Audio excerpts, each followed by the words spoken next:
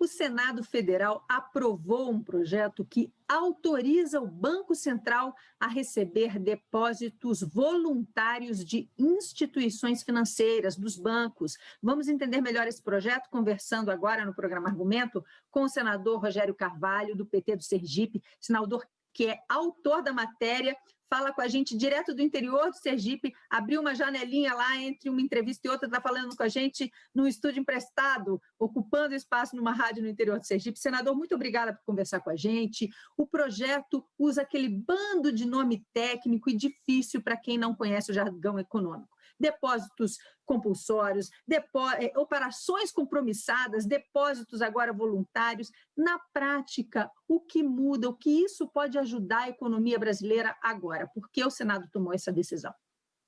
Olá, Ângela. É uma satisfação estar falando com você, com todos os nossos telespectadores da TV Senado. Muda muita coisa na nossa dívida pública. A dívida pública brasileira, em torno de 25% dela é decorrente das tais operações compromissadas. O que é uma operação compromissada? É a emissão de um título para tirar dinheiro que está circulando no mercado. A pessoa vendeu uma carga de soja e aí recebe em dólar. Esse dinheiro vem para o Brasil e ele vai depositar no banco e aí fica com excesso de dinheiro. O que o governo tem que fazer? O governo tem que tirar parte desse dinheiro de circulação para poder manter o valor da moeda, ou seja, para não gerar inflação e para manter a taxa básica de juros. Então, ele tem feito isso emitindo título da dívida pública. Então, isso fez crescer bastante a dívida pública brasileira. E hoje, em torno de 25% da dívida pública brasileira decorre das operações compromissadas que têm essa finalidade. Isso, no cálculo geral da dívida, aparece para o FMI e para o mundo. Só que a nossa dívida pública e a dívida pública do mundo, aquela que deve ser computada como tal, não é decorrente de operações para tirar dinheiro do mercado, mas sim para cobrir o déficit fiscal, que é quando o governo gasta mais do que arrecada. Então, nós estamos retirando da dívida pública a parte que não corresponde ao déficit fiscal, ou seja, o complemento que o governo busca no mercado para pagar suas despesas ao final de cada mês, ao final de cada ano. Com isso, a gente vai reduzir a dívida pública em até 25% nos próximos 5 anos, e isso significa abrir espaço fiscal para investimentos qualificados, ou seja, emitir título da dívida pública para fazer estrada, para fazer saneamento, para construir moradia, para investir naquilo que vai gerar emprego, renda e melhoria da vida das pessoas e de todos os brasileiros. Trocando em miúdos aqui para o nosso espectador, senador, hoje o Banco Central já fica com parte dos recursos que os bancos recebem das pessoas, porque ele guarda esse dinheiro e ele remunera essas instituições por ficar com esse dinheiro, não é isso? Em bom português. Agora, o que o Banco Central poderia passar a oferecer é a oportunidade de que bancos no país colocassem mais recursos ainda para dentro do Banco Central, sendo remunerados, recebendo uma espécie de juros por essa atuação. Qual é a diferença entre fazer isso e emitir os títulos? É só não ter isso contabilizado lá no final como dívida pública? Isso é tudo. Porque você remunerar para manter o dinheiro guardado, certo? E evitar excesso de dinheiro circulando, todo banco central faz. Nenhum banco central do mundo cria dívida para fazer isso, certo? Remunera com o próprio dinheiro que o próprio Banco Central tem, certo? Isso é tudo, e isso é muito importante, porque isso retira da nossa dívida pública títulos que também são remunerados. Também se paga uma taxa de juros por isso.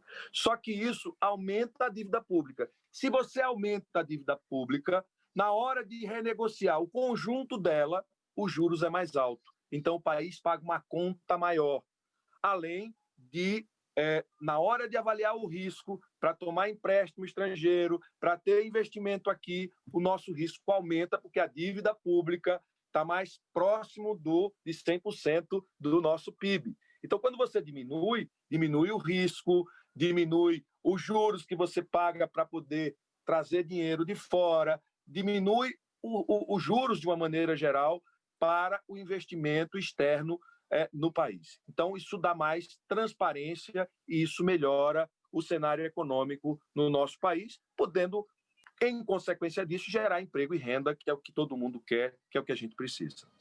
Esses juros que vão ser pagos pelos recursos colocados no Banco Central pelas instituições financeiras vão ser maiores ou menores do que aqueles emitidos pela dívida pública ou vão ser iguais? Deve ser igual e, com o passar do tempo, deve ficar menor em torno da taxa Selic, certo? Porque você não precisa mais resgatar título, você não tem um prazo para essa dívida, percebe? Então você não tem que renegociar essa dívida e esses títulos, porque o dinheiro ele é eterno, você não precisa resgatar dinheiro, né? Título você precisa resgatar, pagar e depois emitir novos, e na hora que você vai emitir novos títulos, você vai ter que negociar os juros. Agora não, os juros devem ser a taxa Selic, então o país deve pagar menos juros em função da aprovação desse projeto. Houve uma negociação dentro do Congresso, até um relatório que foi um substitutivo da senadora Cátia Abreu em relação ao projeto original. Nós estamos usando como referência para fazer esse projeto algum outro modelo de algum outro país? Outros países já adotam esse tipo de saída para controle de inflação e diminuição da dívida pública? Os Estados Unidos faz isso há mais de 60 anos. Então, nós temos um atraso nas ferramentas para controlar a quantidade de dinheiro circulando de pelo menos 60 anos em relação aos Estados Unidos. O Banco Central Europeu também faz desse jeito, certo? É a forma que as economias modernas estão encontrando para garantir a manutenção de uma determinada liquidez sem comprometer taxa básica de juros, inflação, valor da moeda e sem aumentar a dívida. O senhor conversou também com integrantes do Banco Central, o senhor e seus pares, outros senadores, conversaram com representantes das instituições financeiras. Há interesse dessas instituições em aportar a esse projeto, já que é voluntário, né, o depósito? Veja, nós conversamos com o presidente do Banco Central, fizemos a apresentação do projeto inicialmente, quando eu apresentei ao presidente do Banco Central, que é a autoridade monetária, ele gostou muito da ideia, depois ele fez algumas sugestões, eu disse que ele podia tratar isso com a relatora, certo? Mas ele apresentou para mim antes, nós concordamos com as alterações, eram pertinentes, e aí a relatora fez o substitutivo.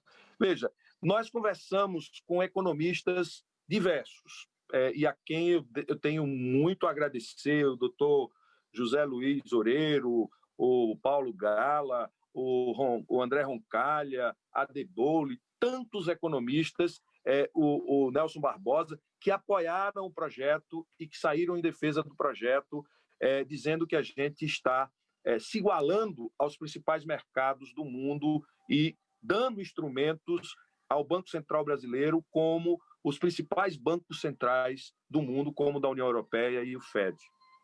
Esse projeto, senador, foi votado no mesmo contexto, na mesma semana em que o Congresso, o Senado, também se debruçou sobre a autonomia do Banco Central. Dois projetos, portanto, que tratam sobre essa autarquia. Eles têm alguma relação um com o outro?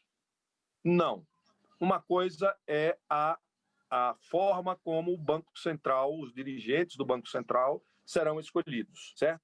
A autonomia do Banco Central trata exclusivamente da definição de como vai se dar a indicação dos diretores do Banco Central. Esse projeto trata-se de uma ferramenta que o Banco Central vai ter para fazer o controle monetário da política monetária no Brasil. Então, como disse a própria senadora Cátia Abreu, o senador Jacques Wagner, ele tem uma importância do ponto de vista prático, né, para a vida dos brasileiros e para o controle da dívida pública maior do que o debate da autonomia do Banco Central, que é só o mecanismo de escolha dos diretores do Banco Central. Esse não. Trata-se de uma ferramenta para fazer a gestão da política monetária no nosso país. Senador, o senhor é um representante da oposição no Senado, mas esse projeto contou com votos também dos representantes da base do governo, com parlamentares de todo o espectro político, e agora o projeto segue para a Câmara dos Deputados. Já há um acordo, um entendimento para dar prioridade para esse projeto também chegando na Câmara? Primeiro que esse projeto é um projeto que interessa ao Brasil, independente de governo, o governo passa, o Brasil precisa ter instrumentos potentes para gestão da política monetária, e é isso que a gente está fazendo.